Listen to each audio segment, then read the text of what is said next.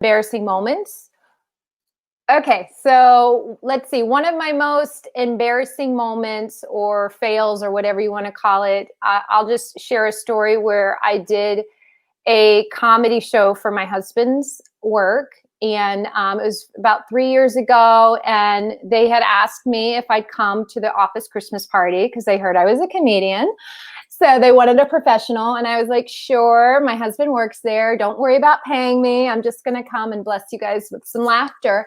So I was excited. And, and I think my husband was excited to, bring his funny wife to the office Christmas party.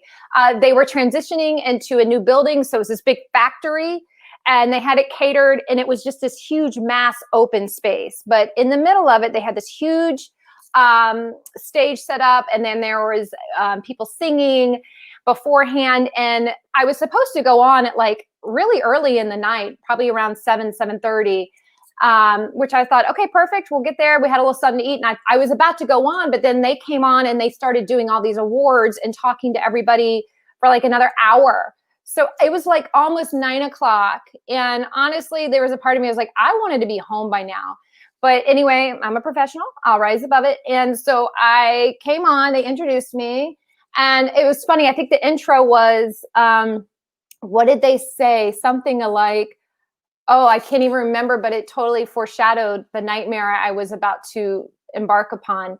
So, I can't even remember the line. Anyway, they bring me up and everyone starts leaving right when I get on there because they wanted to go have a smoke break. And so I start calling people out and making fun of that and trying to be light, trying to be in the room, but it was awful. It was just terrible. And like, I didn't even want to be there. So it was a really terrible timing. And I just kept trying to be funny and act like I really didn't, I was just going to get through my set. I think I was going to do 25 minutes. I think I ended up doing 20.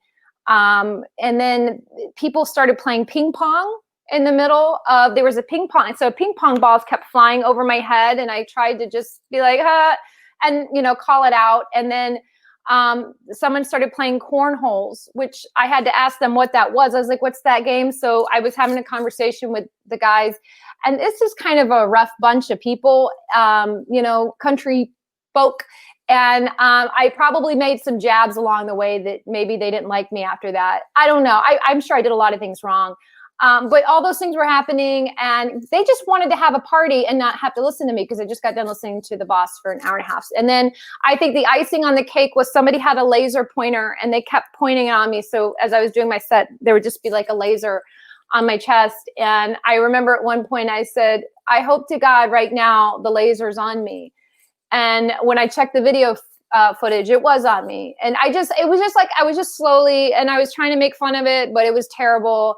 And then in my closing set, they turned on the smoke machine, like the sound machine, and it was and it was just like, it was awful. Like, it was just one of those things. Like I had to go into therapy after that, even more than normal. And there was just no recovering from it. Like it was awful. My husband was so mad and I don't know, like it just sucked. So I have the video footage and I went home and watched it right away because I just wanted to keep the nightmare going.